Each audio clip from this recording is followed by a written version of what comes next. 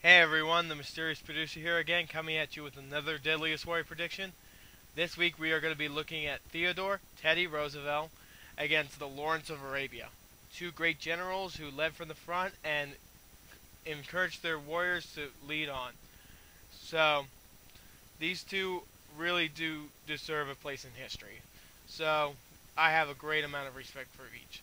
So, with that being said, let's get started. Alright guys, let's start off with close range weapons. Now, we're going to start with Teddy Roosevelt's Bowie knife. Now, for those who have seen Jesse James vs. Al Capone, you know the destructive capabilities of a Bowie knife. It's basically a mini sword. For those who haven't, go watch the episode. It's a good episode. Now, it is a stabbing and slashing weapon and is very good for both. So, for that, I do have to credit it as being one of the best knives ever made. The Jambaya is Lawrence of Arabia's weapon, and it is primarily a stealth weapon because it is so short. With it only being about 5 inches usually, it has a problem when it gets to grappling hand to hand. Especially when your opponent is a lot bigger. So if you lose that element of stealth, it becomes a lot less effective. However, it was designed primarily to go under the rib cage, and that's what it was really well at. You just stab in the stomach and you actually penetrate right through your heart. So, with that, I have to give it credit.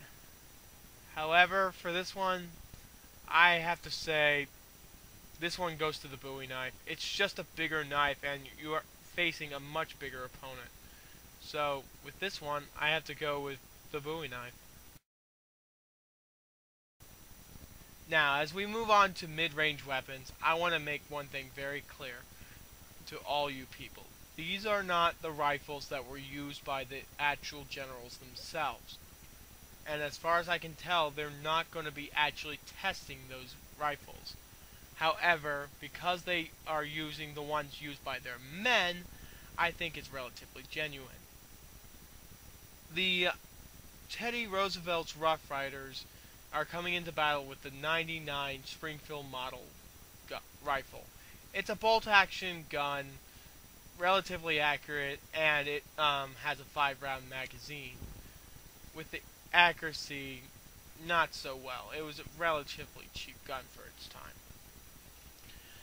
The Lee Enfield of Lawrence of Arabia was a much more modern gun, and in doing so has a much easier time with the accuracy level. They would have ironed out all the flaws with the 99 gun before doing that, in my opinion. However, the thing that puts it over the top with me is the magazine capacity. A Springfield model only has a 5-round magazine. The Lee Enfield has a 10-round magazine. That's about a 2-to-1 margin, and with a 2-to-1 margin, you have to keep reloading the Springfield, and you'll eventually run out of magazines. With the Lee Enfield, you don't have to carry as much ammo just to over-amount the amount they have. So, with this, I have to say this one goes to the Lee Enfield. Alright, as we move into long-range weapons, also known as the machine gun, you'll see a big difference in the technology here.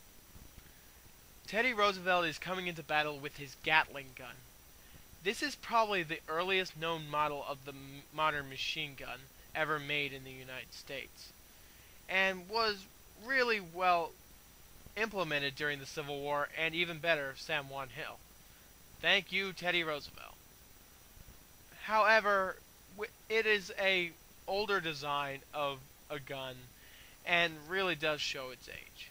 It's basically a top loader that loads in rifle rounds, and because of that, it is a much more reliable gun, using gravity instead of a spring load.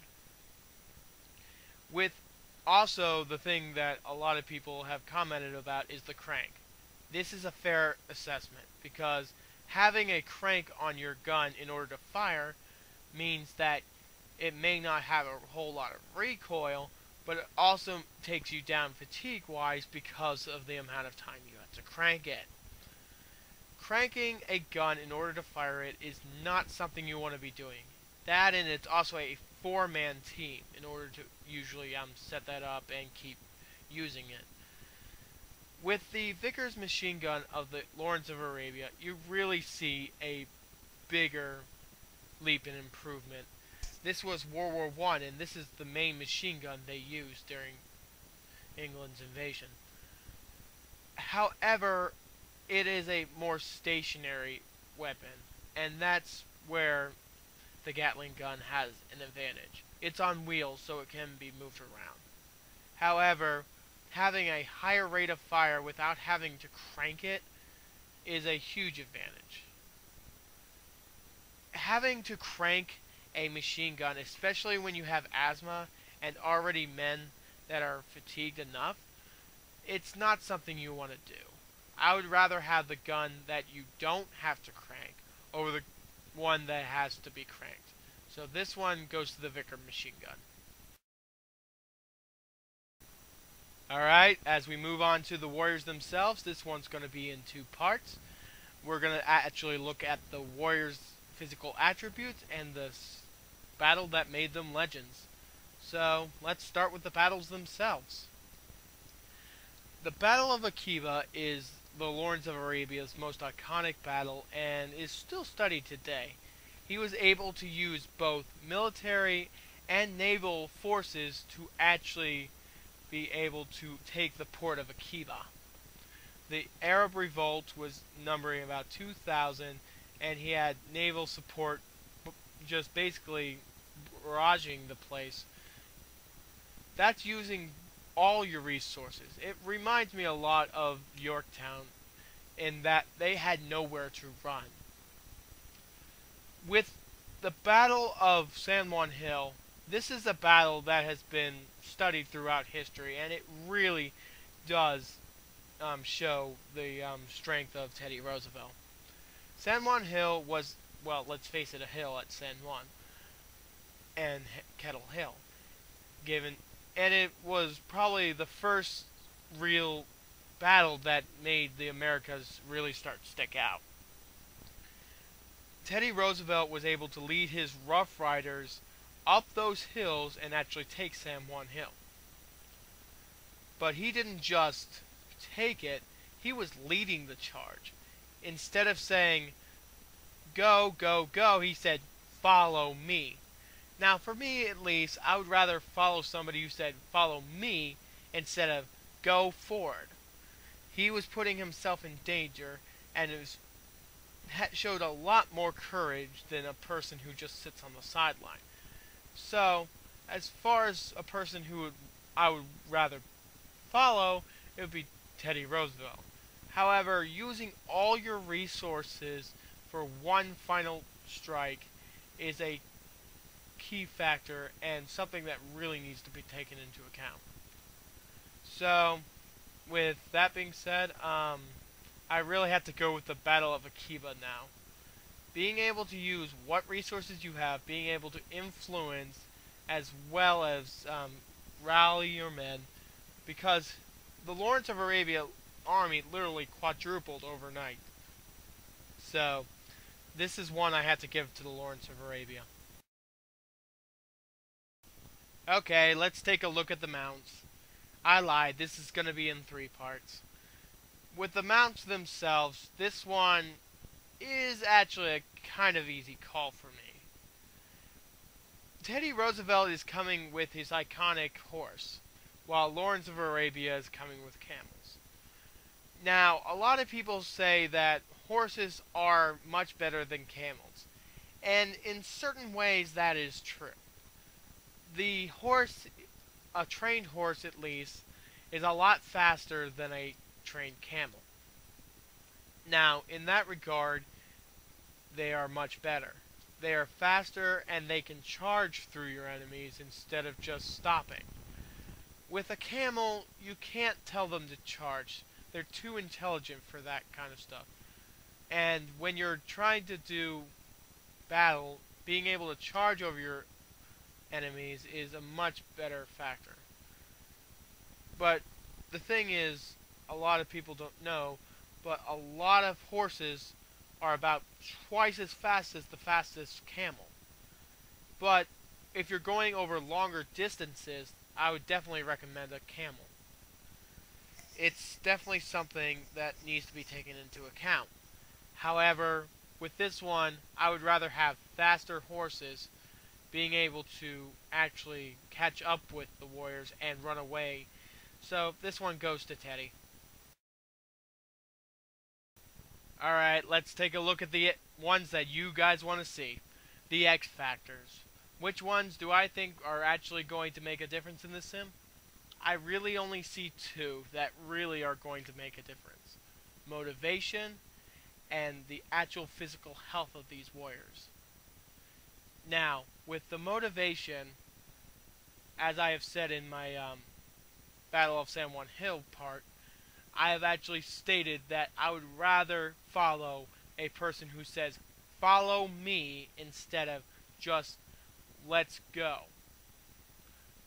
He was going from the front line, and in some ways that's really dumb, but in some ways that's really smart. Motivating your men to go as far as they can go and eventually win the day really does do a lot for his credibility. With the Lawrence of Arabia, they respected him out of the fact that he was able to provide them with not only guns, but he was also able to speak their language. He was able to do basically everything they could, only with a lot more strength behind it. So, I still would prefer having Teddy Roosevelt as my leader. Leadership-wise, I would rather get somebody who actually is willing to put himself into harm's way. Not that Lawrence of Arabia was not. He also led from the front. It's just not something I would recommend. So, with that, I had to go with Teddy. However, the one that really strikes me off, and the one that I think is really going to make a difference, is physical health.